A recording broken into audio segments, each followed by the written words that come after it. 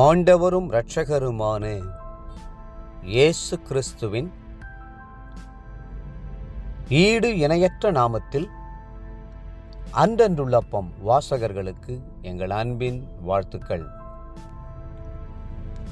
2024 ஆண்டு டிசம்பர் மாதம் 24 தேதி செவ்வாய்க்கிழமைக்குரிய தின தியானம்.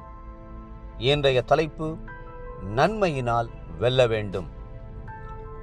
ரோமர் 12:21 சொல்லுகிறது, தீமையை நன்மையினாலே வெல்லு. நன்மைதான் எப்போதும் வெல்லும். சத்தியம்தான் எப்போதும் ஜெயம் பெறும். வாய்மைதான் எப்போதும் தழைத்தோங்கும். தீமையும் பொய்யும் தோல்வியையே அடையும். ஒரு மனுஷன் தன் வாழ்நாளெல்லாம் பாவத்தோடும் தீமையோடும் உலகத்தோடும் சாத்தானோடும் போராட வேண்டியது இருக்கிறது. நமக்கு போராட்டம் உண்டு என்று அப்போஸ்தலனாகிய பவுல் சொல்லுகிறார். தன்னுடைய வாழ்க்கையை குறித்து எழுதும்போது, நல்ல போராட்டத்தை போராடினேன், ஆவியின் பிரமாணத்திற்கு விரோதமாக போராடுகிற இன்னொரு பிரமாணம் என் மாம்சத்தில் இருக்க காண்கிறேன் என்று சொல்லுகிறார். இந்த போராட்டங்களை நாம் எப்படி வெல்லுவது? நன்மையினாலே வெல்லு என்பதுதான் அப்போஸ்தலனாகிய பவுல் நமக்கு கொடுக்கும் ஆலோசனை. தீமைக்கு ஒரு வல்லமை உண்டு. அதே நேரத்தில் நன்மைக்கு மிகப்பெரிய வல்லமை உண்டு. தீமையான வல்லமைகளெல்லாம் பொய்யனும் திருடனுமாயிருக்கிற சாத்தானிடமிருந்து இறங்கி வருகின்றன. ஆனால் நன்மையான எந்த ஈவும் ஜோதிகளின் பிதாவாகிய கர்த்தரிடத்திலிருந்தே நமக்கு இறங்கி வருகிறது.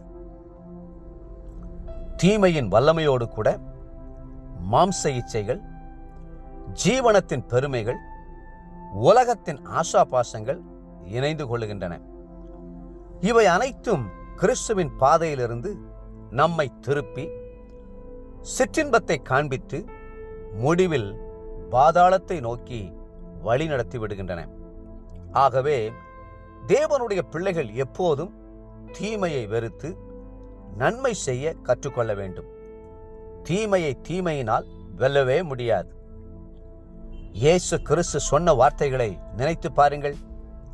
உங்கள் சத்துருக்களை சிநேகியுங்கள், உங்களை பகைக்கிறவர்களுக்கு நன்மை செய்யுங்கள், உங்களை சபிக்கிறவர்களை ஆசீர்வதியுங்கள், ஒரு கன்னத்தில் அறைகிறவர்களுக்கு மறு கன்னத்தையும் திருப்பி காண்பியுங்கள் என்றார். ஆம், நாம் அப்படி செய்யும் போதுதான் தீமையை நன்மையினால் மேற்கொள்ள முடியும்.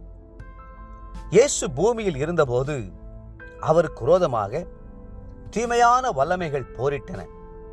பரிசேயர், சதுசேயர், வேதபாரகர் ஆகியோரெல்லாம் அவருக்கு விரோதமாக எழும்பினார்கள்.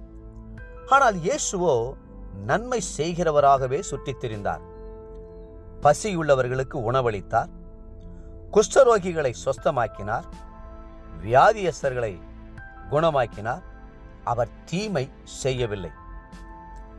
இன்று உங்கள் பார்வைக்கு கொடுமை செய்கிறவர்களும் தீமை செய்கிறவர்களும் வல்லமை உள்ளவர்களைப் போல காட்சியளிக்கலாம். ஆனால் அவர்கள் மிக வேகமாக மறைந்து போவார்கள், அழிக்கப்படுவார்கள். அப்போது நீங்கள் தீமையை நன்மையினால் ஜெயித்தவர்களாய் காணப்படுவீர்கள். தேவப்பிள்ளைகளே, கர்த்தர் நல்லவர் என்று அறிக்கையிடுகிற நீங்கள் எப்போதும் நன்மை செய்கிறவர்களாய் இருங்கள். தீமைக்கு தீமை செய்யாதிருங்கள்.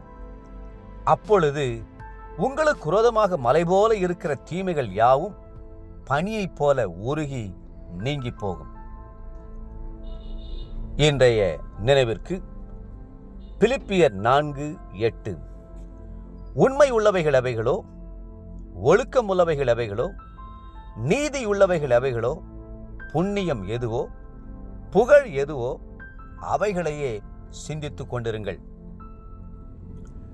இன்றைய வேத வாசிப்பு காலை ஆபகுக் 1, 2 மற்றும் 3 அதிகாரங்கள், மாலை வெளிப்படுத்தின விசேஷம் 15 அதிகாரம். அன்புக்குரிய அன்றன்றுள்ளப்பம் வாசகர்களே, மீண்டும் உங்களை வாழ்த்துகிறோம். நன்மை செய்யுங்கள். கர்த்தர் தாமே உங்களை ஆசீர்வதித்து மென்மேலும் உயர்த்துவாராக. ஆமென்.